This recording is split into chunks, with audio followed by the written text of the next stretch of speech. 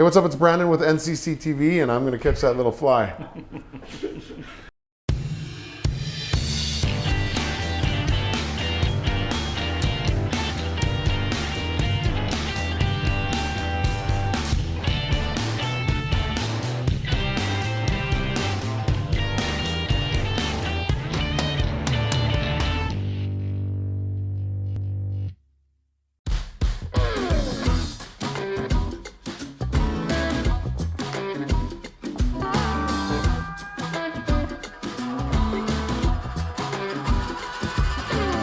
Hey, what's up? It's Brandon with NCC TV, and today we're on site at Contour Cabinets talking with Luke Pillar about some door options and also finishes. As you can see, there are hundreds of different options for door styles, finishes, and materials. Luke's going to give us kind of a little rundown as to what those different products and finishes are. So when most people think about cabinet doors, they think about a shaker door. It's a generic term used for a door that has a frame typically made of 5 pieces. This one in particular is maple with a flat center panel. It's a term typically used in the industry, and what most people would associate as a standard cabinet door is a shaker door. What you can do with that, though, there's a lot of variations. All of these doors here are still considered shaker doors, just in various profiles, finishes, and materials. So like this door, for example, is a take on the classic shaker, but has a bevel profile to it. You can do it with a really thin rail for a little more modern look. There's a bevel with an extra step shaker. Then you can get into doors that are not only the same style, but made of different materials. So this door, like I said, is made out of maple, whereas this door is actually one solid piece of MDF. The biggest difference with this door being that on a solid lacquer finish, which is obviously very popular now, you can get this door in any color. The biggest difference is that there's no actual joinery in this door to fail over time. In a traditional maple 5-piece shaker door, which would be considered your typical paint grade door, they will develop small hairline cracks over time, and that's something we really like to tell our clients about, just to give them all the information about the pros and cons to each type of door. So if that's something that's going to bother them, then this is obviously a good direction to go, because this door will look like this forever, whereas that door will develop that. However, some people do want the classic traditional 5-piece maple frame on their door. Yeah, I noticed some of these door rails and styles are different in size. Yeah. So obviously you can adjust these doors to accommodate a large rail and style, or on this door where we've got basically a micro shaker. Yeah. So obviously we're a full custom shop, so we can do that and anything in between. However, the standard size for a shaker door is 2.5 inches, which you're going to see on a lot of these doors.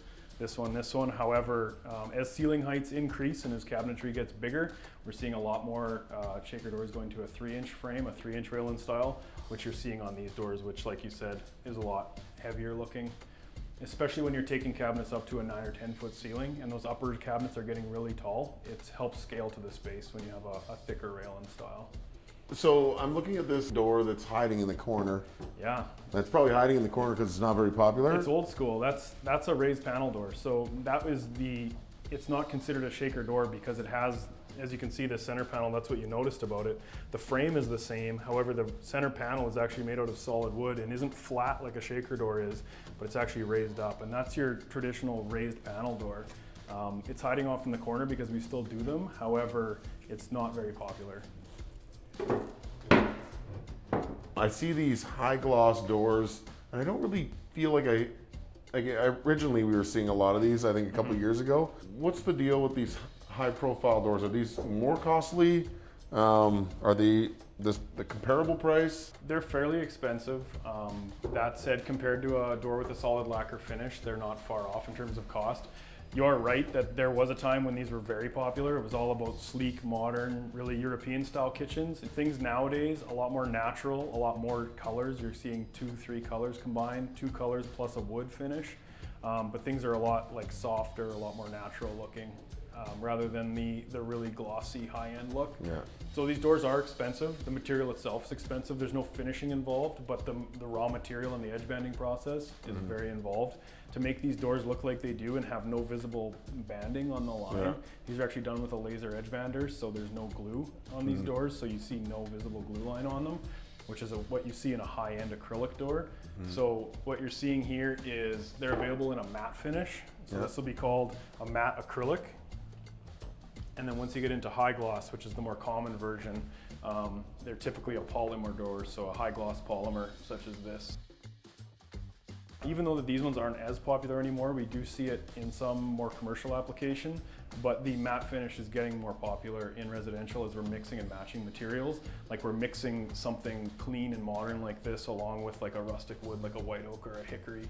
And so if a customer is looking at doing their kitchen, what's the process look like? If a client has a strict, tight budget, where would they be going? If you have a strict, tight budget, we typically lean people towards some options over here, which are RTF, which stands for rigid thermofoil, or PLAM, which stands for high pressure laminate. So an RTF door, aside from the full custom where you can do any color, any finish, any size, any style, with an RTF door you're limited to their color palette. We have about 15 different colors and options, some just plain white, wood grain, matte white, etc. So this is a much more cost-effective door. The way this is an MDF core wrapped in thermofoil, and the back's actually just a white melamine backer. Very cost-effective, still looks really nice, done well. You can still make a kitchen look very nice with this style of door. And there are some nice options, and you can mix and match. You can do, a dark color and a light color and mix it up and give it a custom look while still keeping it cost-effective. Comparable, let's say that this is low end, and then we got mid end, and then we got high end. Where would this be sitting? Like, what would the savings between low and high be on this? There's so many moving pieces in a custom kitchen that's just one piece of the puzzle. There's millwork pieces, there's crown molding and light rails and extra panels and extra thickness and those kinds of things.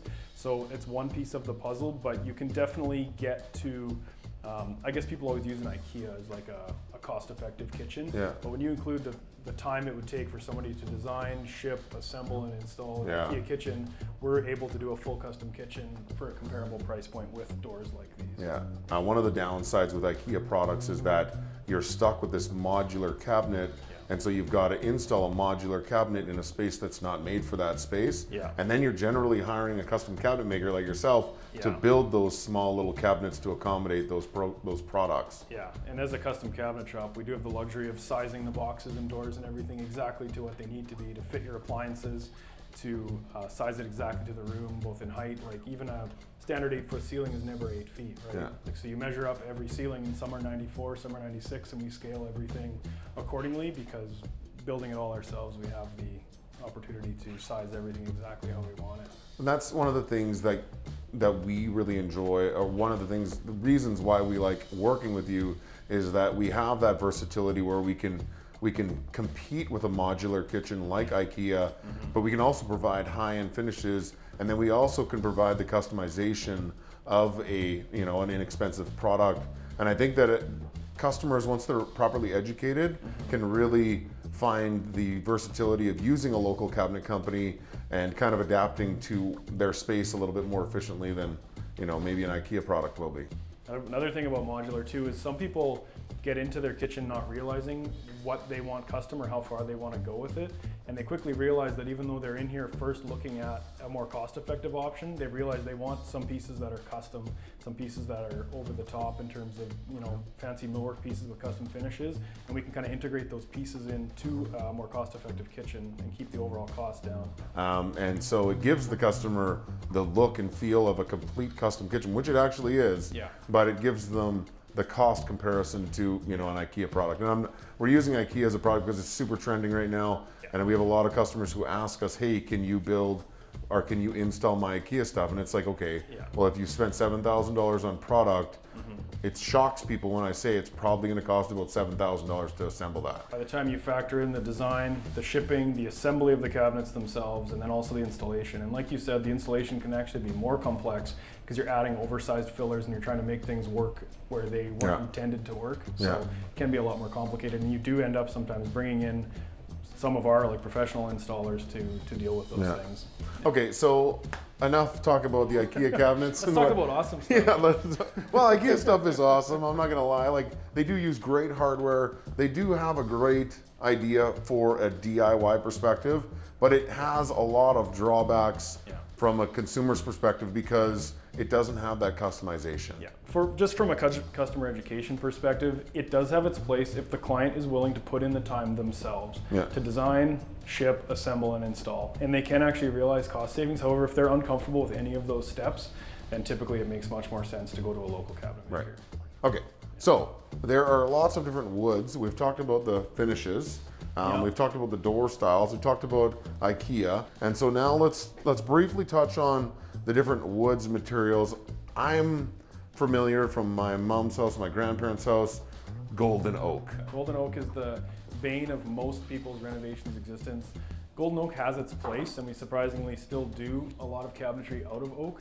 Used in moderation, it's actually quite a nice product. However, it became the de facto trim cabinet door, built in. Everything in everybody's house is 100% oak railings, and it just became too much. So we find a lot of people at first that we're lucky to work with a team of really talented designers, and they're able to help the customer along. And a lot of times they'll suggest oak as a product, and people are right away taken back by, there's no way I want more oak in my house. However, used in moderation and used with some of these other colors and finishes with a more modern finish, it's a really nice product. Like is that a white oak there? Yeah, so this and this are white oak. The other thing that's really different about the traditional oak and the new one is not only the finish, so you're not having that typical golden oak stain on it, you're seeing more like whitewashing and darker stains. But what's become really popular versus red oak, which has big open visible grain, white oak is very popular for its extremely linear straight grain. So we're using a lot of white oak as an accent piece, and it goes with either like a modern kitchen or even like a really rustic looking kitchen depending on the application. We've got kind of a different series of trending times that can all still be utilized in today's designs. I think what's really unique is like, I remember the days of walnut being huge, and that was like, feels like 2 weeks ago. And it still is. The best part about walnut, which is near and dear to my heart, I love it. It's one of my favorite woods to work with just because of the style and the character. It's a real neutral brown. It gives you that real natural wood look without having to stain it or tweak it a lot because it goes with a lot of other materials. As now it's still being used as an accent piece. It's as much as hickory and white oak. Thanks to Luke and Contour Cabinets for taking the time today to talk to us about different door options and finishes. Make sure to like and subscribe to this video, and thanks for watching.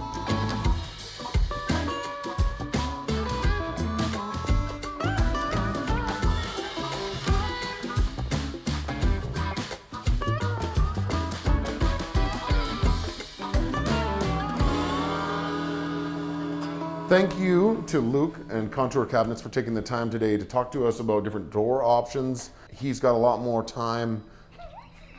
He's got all sorts of time. He's got nothing going on. Mini Marathon, I didn't know it had a name. Yeah, marathon. Oh, it does. It is called Marathon. Yeah. Ooh, let's look at these ones. So this is just another wall of samples, and like I said, these are all just ones we've handpicked, the ones that we like. Yeah.